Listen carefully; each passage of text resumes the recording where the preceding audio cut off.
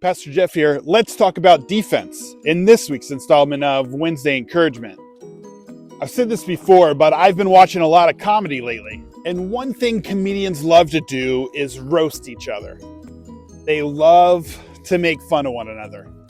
Without context or at first glance, it can come across pretty harsh and mean. But in the end, they almost always finish up by talking about their mutual respect and care for one another. There's no anger or malice in those words, but what happens when there is? And this reminds me of a verse that often gets misunderstood. Matthew chapter 5, verse 38, which says, "But I tell you, do not resist an evil person. If anyone slaps you on the right cheek, turn to them the other cheek also."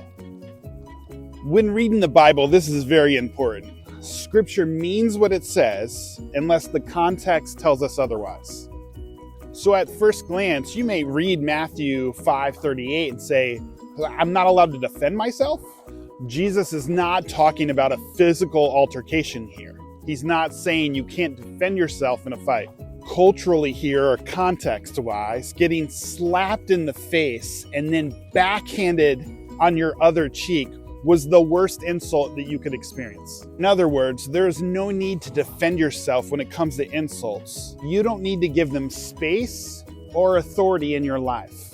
What people say or think about you doesn't matter. What matters is what God thinks about you, and His thoughts about you are love and compassion. That's Jesus' response to us, and He asks us to respond that way to others. So instead of responding to insults with insults this week, throw them a curveball and respond with love.